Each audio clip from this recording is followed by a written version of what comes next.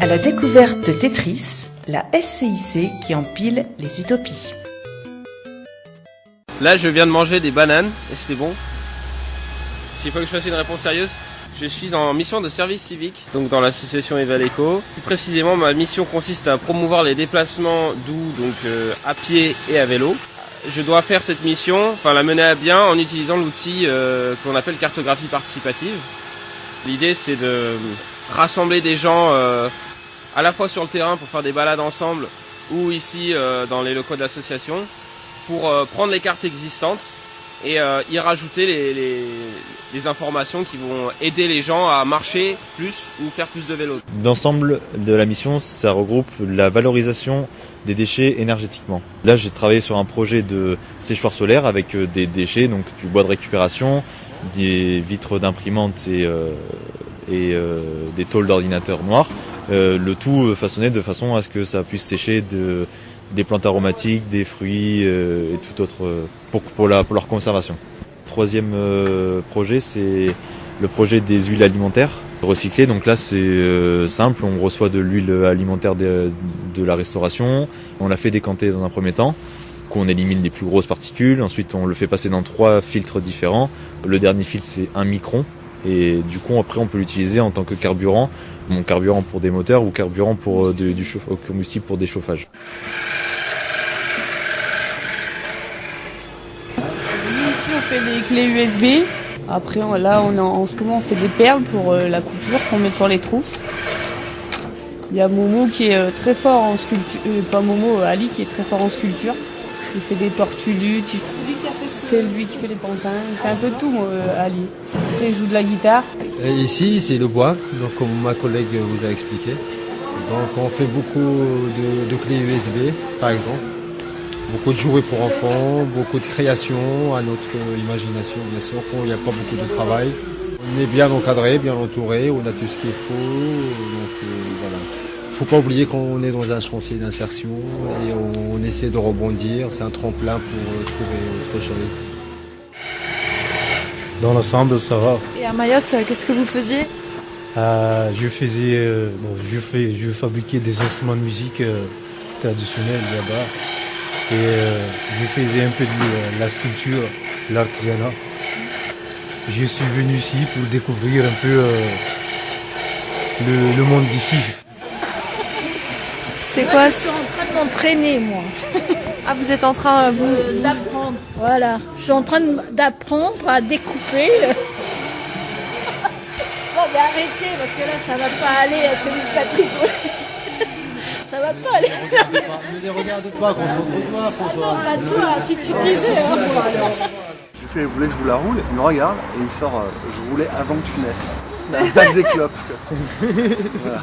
Tu vois le truc, quoi. Non, ça me parle parce que justement, ils ont eu à cœur d'aider les gens qui sont en difficulté et ils apportent des valeurs. Voilà, moi c'est vrai que quand je suis arrivée ici, j'ai découvert plein de trucs que je connaissais pas forcément. Parce que après avec l'âge, on se préoccupe pas forcément non plus de tout ce qui est bio, de tout ce qui est écologique. Donc non, oui, franchement ça a été une bonne expérience et je regrette pas du tout. Un exemple tout bête, les huiles essentielles. Moi j'ai des enfants et c'est vrai que souvent on va à la pharmacie pour les soigner et du coup maintenant on apprend à les soigner autrement. J'ai fait d'abord des clés chez Résine pendant 1 an. Et puis, à un moment donné, j'ai voulu faire un prototype, donc j'ai demandé l'autorisation. En fait, c'était un cache-briquet. C'était de mettre un briquet dans une gaine de bois. Là. Et on m'a donné l'autorisation de commencer à faire. Donc, quand ils ont vu, ils ont dit, tiens, c'est pas mal, ça pourrait faire un produit.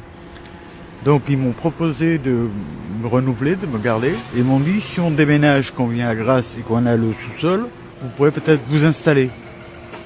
Et donc c'est Résine qui m'a lancé. En fait, je fais une création d'entreprise. Je veux faire des petits objets en bois, style des montres, il y a les bougies LED, et c'est surtout les briquets ou briquets de table. Je pense pas qu'on puisse faire un rapprochement direct entre un art martial de stratégie et un entrepôt. Il y a des principes qui sont les mêmes, mais la disposition des matériels ou des matériaux que tu vas utiliser, qu'est-ce qui peut faire que ça s'avance mieux avec ça, toute une combinaison de choses qui se dit, par exemple, au lieu de mettre une palette comme ça, je vais la mettre comme ça, parce que ça libère une place de 1 mètre, qui me permet de mettre autre chose à la place, etc. C'est juste une optimisation de l'espace, en fait. Et le jeu de Go, c'est ça aussi. Et en quelques mots, c'est quoi le principe du jeu de Go?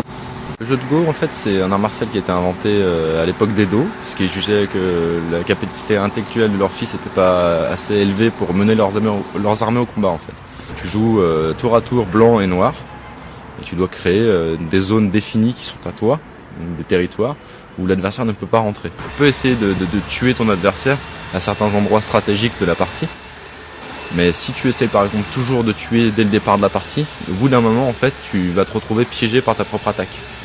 C'est-à-dire que tu vas t'encercler toi-même, et au final, tu n'auras pas de points, tu n'auras pas de territoire, et lui, il aura des petits territoires que tu lui auras construits toi-même, en fait. C'est très proche de la vraie vie en fait.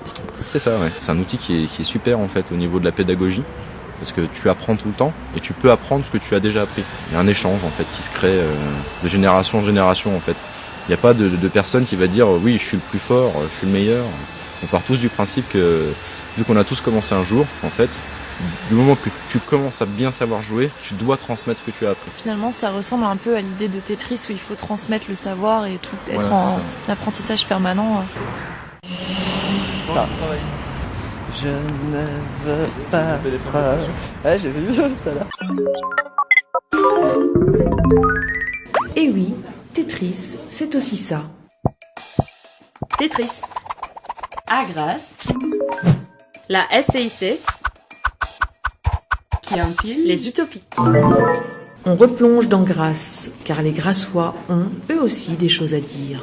Par exemple, si vous voulez, un vendredi soir, un samedi soir, les gens ils veulent sortir faire la fête, ou boire un verre, ou je sais pas, faire un ciné ici. Et même ici, les gens ils croient trop que c'est le quartier, que c'est tout ça, et alors que. Mauvaise y a image rien. si vous voulez. Ouais, trop de mauvaise image. Regarde ça, pour rentrer chez toi là, t'as déjà les étages, les marches, et après t'as encore 3 étages pour monter chez toi, c'est... Comment est-ce qu'on se déplace à Mulhouse, à Grasse? Est-ce que c'est compliqué? Est-ce que c'est simple? Est-ce que... Voilà. C'est chiant. Parce que si tu veux, Grasse, c'est ça. Là, il y a quelques années, ça fait quoi? Ça fait 2-3 ans, ils ont supprimé les farandoles. C'est quoi les farandoles? Les farandoles, c'est des navettes. Par exemple, tu vas aller à tel endroit, tu as un arrêt de bus en bas de chez toi, tu vas aller faire les courses. Et ben, tu prends la farandole, tu payes pas le bus et ils t'emmènent à l'arrêt de bus.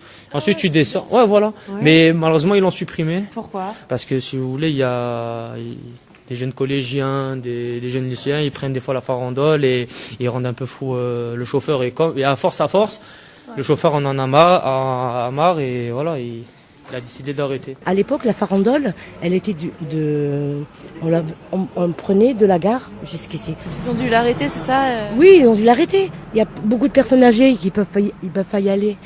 Et pourtant, j'ai voté Monsieur Viau. Je pensais qu'il allait faire un truc pour les jeunes aussi. Bon, c'est vrai qu'il bouge, mais il a pas.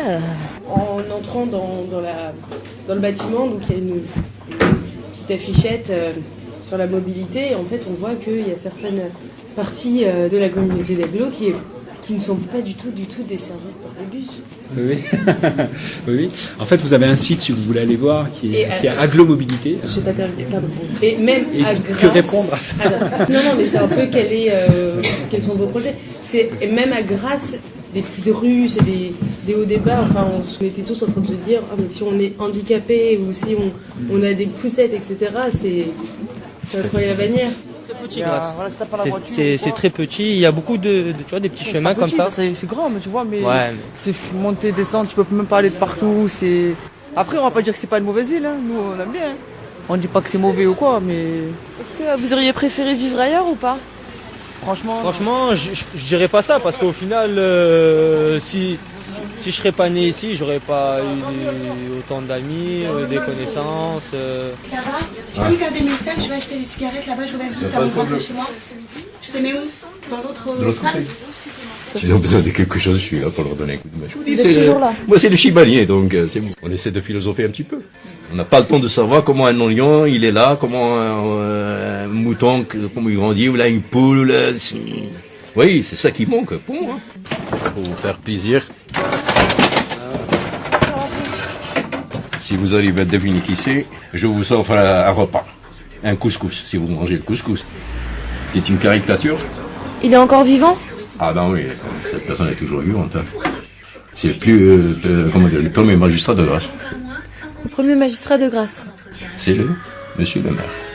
Monsieur le maire de Grasse, le maire actuel, quand il était jeune. Non, quand il a eu dernièrement, quand il a gagné les élections. Donc il a fait ça. Waouh.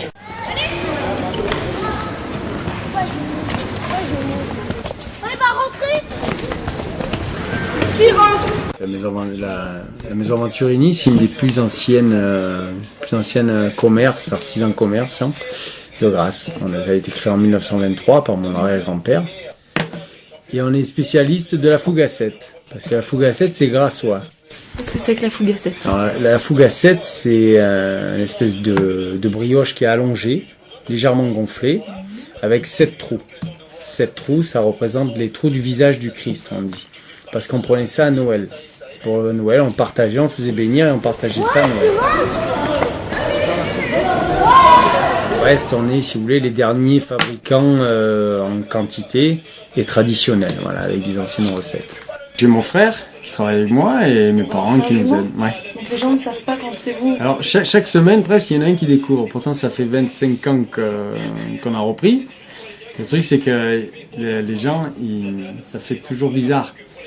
Et c'est difficile à admettre qu'on s'est fait, qu'on connaît pas quelqu'un. Bon, à l'école on y allait une fois chacun aussi à l'école donc. C'est très difficile d'imaginer, on est deux, mais c'est c'est agréable, travailler en famille c'est agréable. Voilà, on s'entend bien, c'est bien. C'est bien, parce que des fois entre frères et sœurs ça peut être un peu tendu dans les commerces. Ouais, ben en fait ce qui est important, il faut que chacun ait son rôle.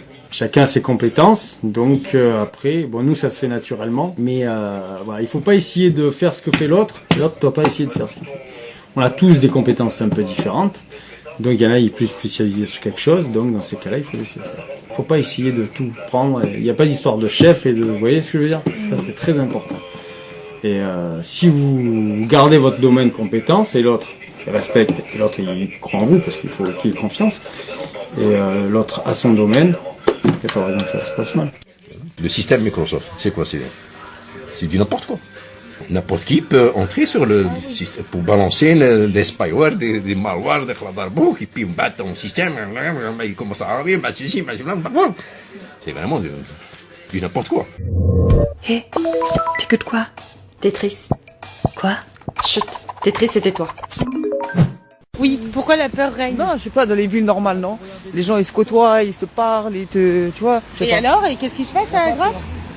Ben rien de spécial, hein. C'est comme une ville dortoir, après les gens ils sont là, il y a les gens qui se connaissent d'habitude, c'est les routines quoi. Est-ce qu'il y a du racisme à Grasse? Malheureusement oui, il y en a. Des fois tu sens que c'est du racisme sans être du racisme, je sais pas comment dire. En fait avec tout ce qui se passe déjà, vous savez, avec Charlie Hebdo et tout ça, ça facilite pas non plus les choses déjà alors que... Ouais mais même avant Charlie Hebdo c'était pas non plus... Pour moi ça n'a qu'à changer, c'est juste que ça a renforcé plus la vie des gens. Après c'est pas style, la femme elle est venue me voir, elle m'a dit ouais t'es un sale arabe. Je suis assis à côté d'elle, elle a son sac à main, il est posé, ben si vous voulez elle prend son sac, elle sert bien fort contre elle comme si j'allais lui voler quoi que ce soit, alors que non, ça va quand même, il n'y a pas une grosse majorité où les gens sont racistes. On va dire ça comme ça. Je veux dire, si on est objectif par rapport à il y a quelques années, on est quand même dans une meilleure situation. Alors c'est sûr, en ce moment ça s'écroule un peu partout. Mais ça va se remonter. Mais si on est objectif depuis 2 ans, depuis qu'on a la nouvelle mairie, ça il faut le reconnaître. Par exemple vers Noël, on a eu énormément de spectacles dans la ville, dans le centre-ville, chose qui ne s'était pas fait depuis au moins 30 ans. L'été, on a recréé un marché. Il y a un marché nocturne qui marche très bien, tous les mercredis soirs, pendant 2 mois. La seule chose qui manque, c'est des enseignes. Ça, ce serait important de faire. Comment ça? Mais des enseignes de marque, des enseignes vous font venir le monde. Faut partir. Faut devenir des conquérants. Faut transmettre le savoir. Parce que le savoir, ça se transmet, ça se garde pas. Vous le gardez pour vous, ça marche pas. Ça marche pas. Vous avez trouvé une astuce, il faut pas le garder pour vous. Salut Fouzi. Lui c'est un mécanicien. Les jeunes, il faut leur trouver un truc, une formation. Voilà. C'est pas, vous voyez, ah oui, on a pris des jeunes à la mairie, on a pris des jeunes pour nettoyer. Mais c'est pas des jeunes qu'il faut, non, c'est ceux que les personnes à 50 ans. Les jeunes, il faut leur donner un salaire, voilà. Voilà, je vous remercie, je vais vous laisser. Il faudrait rapporter de la mixité un petit peu partout. Autre chose aussi, et ça je dirais que c'est un peu toutes les villes en France, il faut faire revenir les gens sur Grasse. Les gens qui habitent aux alentours de Grasse ne viennent presque plus dans Grasse même. Tout ça à cause de problèmes de parking. Pourtant la ville a ses propres parkings, mais qui coûtent horriblement cher. Donc il y a des choses comme ça où, ne serait-ce que pour venir travailler dans le centre-ville de Grasse, ça coûte cher. Et qu'est-ce que tu penses de toutes les personnes qui habitent sur les hauteurs de Grasse? Riches, quoi. Des gens posés, c'est ceux qui nous ont réussi. C'est parce que le loyer en haut, il n'est pas comme ici. Ici, c'est des vieilles apparts, c'est des vieux bâtiments. Tout s'écroule, vous voyez bien qu'il y a des chantiers de partout. Ça veut dire la location, elle n'est pas chère ici. Ceux qui habitent à l'extérieur du centre-ville, c'est des gens posés, quoi. C'est des gens qui gagnent bien leur vie, quoi. Mais alors en fait, tout le monde se connaît à Grasse, Mais j'ai l'impression. nous sommes dans un village. Ah oui, oui, oui. La place du marché. Parce qu'il y a À un votre marché. gauche. Il y a un Oui, marché. oui, tout le matin. jour Le matin. Bonsoir. Mais oui, on les a croisés, non? Non. Si. Non. Ah oui. Lui? Oui. Oui, on fait un reportage sur Grasse. C'est quoi ton endroit préféré à Grasse? Ici. C'est ici? Tu peux nous décrire un peu ce que c'est? C'est le cœur de Grasse ici. On a tout ce qu'il faut ici. Là, mais il n'y a pas de caméra. Là. Il est là, le vrai Grassois. C'est quoi votre endroit préféré à Grasse? Ici, la place du marché. Nous avons 2 snacks. Regardez, prenez en photo. On a une belle place, on a des beaux bâtiments, on a des bons amis. On a la police à côté, on sait jamais. Je suis né ici. Ouais. Je suis né ici et j'ai grandi ici. Je suis jamais sorti d'ici. Et alors, qu'est-ce que tu fais pour passer le temps On rend fou les gens. On rend fou des gens comme ça là. On rigole toute la journée, on passe notre temps comme on peut. Le voyage des étudiants se termine par une grande séance de travail pour traduire en mots et inscrire dans le marbre 3 jours d'intense observation. Les acteurs qu'on a rencontrés, c'était super intéressant. On a pu bien discuter à la fois sur Tetris, mais aussi sur leur travail sur le terrain, que ce soit au niveau du pays de Grasse ou aussi en dehors, au niveau départemental. Moi, j'ai trouvé qu'il y avait beaucoup d'énergie, mais qu'elle n'était pas mise forcément au bon endroit, et qui du coup, il y avait beaucoup de perte d'énergie dans la dynamique. Donc les acteurs qui sont dans les locaux comprennent très bien de quoi il en ressort, mais ceux qui sont à l'extérieur, ils comprennent pas du tout. Donc on peut pas vous donner le cahier des charges, parce que si on vous donne un cahier des charges, allez nous chercher tel événement, telle info, ça voudrait dire on sait déjà où sont les trucs, et du coup on vous mettrait à l'extérieur de la dynamique. Pour nous, c'est ce que j'avais mis dans le truc, hein, les attentes et les fondamentaux, c'est pour nous, vous faites partie de l'aventure commune, voilà. Parce que toutes les interviews que vous allez faire, toutes les rencontres, vous allez discuter avec Baptiste alors que c'était pas prévu, tout ça, ça va modifier. Ça va de toute façon modifier des choses à l'intérieur de la dynamique collective.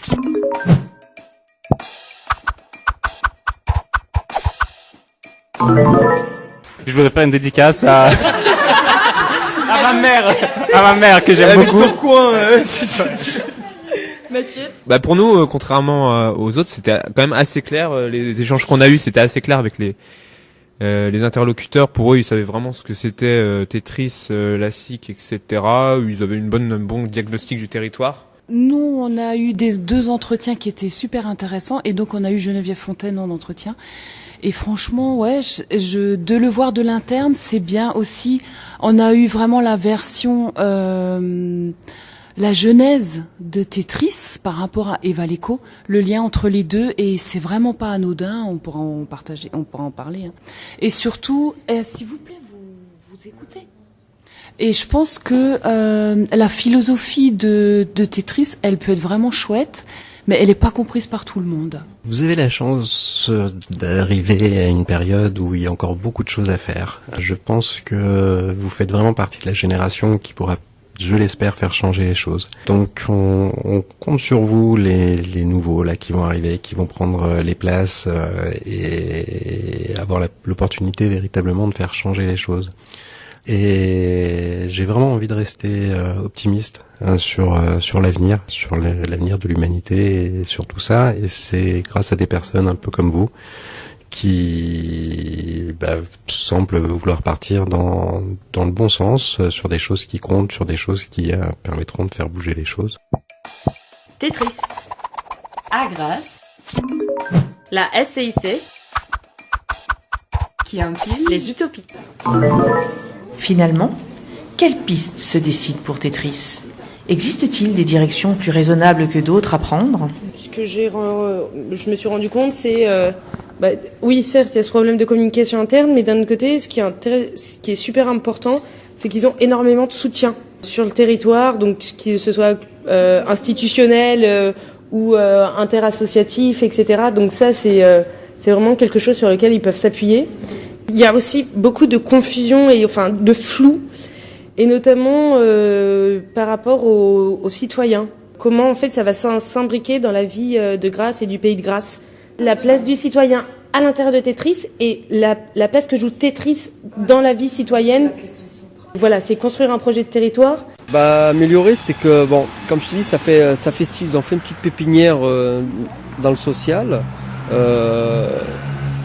La seule chose qui peut être améliorée, c'est que ils n'ont pas assez fait de publicité. Il n'y a pas beaucoup de gens qui savent, ils sont au courant de ça.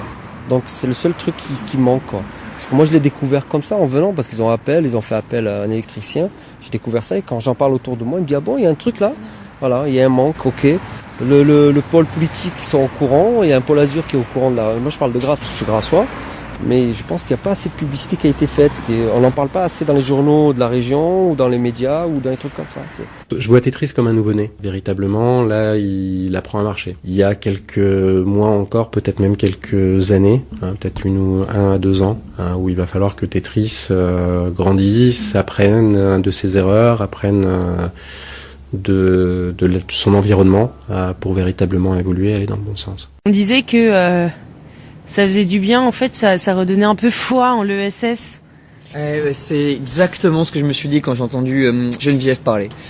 Je sais pas, sur le coup, quoi, quand elle te parle, comme je dis, ça prend aux tripes. Je mettrais de la coopération comme ingrédient. C'est quand même le lien, la base, la raison d'être. Le fond, ouais. Ah oui, c'est vrai, t'as le fond, le cœur et la tête. Je mettrais une bonne dose de développement durable quand même dedans. Ta tête, ce serait le développement durable. Attends. Vérifie, dis comme ça, je sais pas. Attends, on va dire du développement durable. Non, il y a un autre qui me vient. Je trouve qu'il va bien dans le truc là, c'est la bienveillance. Je trouve que c'est important aussi d'avoir de ça dans le projet. On arrive là, nous on nous a parlé d'un truc écologique qui va se développer, solidaire. On comprend pas dans quel lieu on arrive. Il y a un décalage visuel avec ce qu'on pense voir. Puis il y a un moment comme ça, là, il y avait du soleil, il y avait tous les gens qui discutaient, qui venaient de toutes les associations, qui venaient de la coopérative, et là il y avait quelque chose qui se dégageait. On sentait c'était pas juste des collègues de boulot, quoi. Il y avait vraiment un ressenti différent qui se dégageait du lieu, des gens, et ouais, une aura, ouais. C'est difficilement transcriptible avec des mots, en fait. Je peux voir des trucs en ESS, des fois, ils ont de ESS que le nom pour moi. Et je pense qu'ici il y a quelque chose à voir, qui à mon avis qu'on retrouve pas dans beaucoup de projets finalement. Et comme on dit, ouais, si on veut faire de l'ESS, il faut aussi qu'on rentre une dimension humaine plus profonde. La solidarité, d'accord, mais qu'est-ce qu'on en ressent, qu'est-ce qu'on en retire personnellement, et parfois on a tendance à devenir un peu trop universitaire dans les grands concepts. On se retrouve même à critiquer à peu près tout, des fois, c'est mon cas. Faut pas oublier aussi, parfois ça apporte quelque chose personnellement aux gens. Je sais pas, c'est une porte d'entrée, quoi. Des gens qui se disent ouais, l'économie, machin, on pourra rien y faire, ou j'ai pas envie de le changer, alors essaie déjà de juste ressentir un peu ce que ça apporte à ces personnes-là, quoi.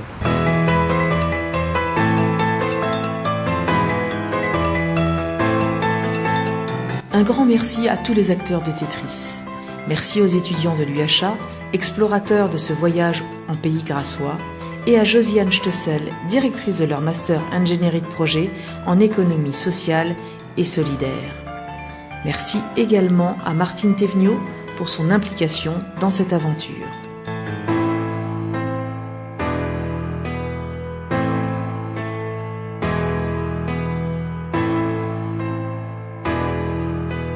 À la voix, Ghislaine Bonali.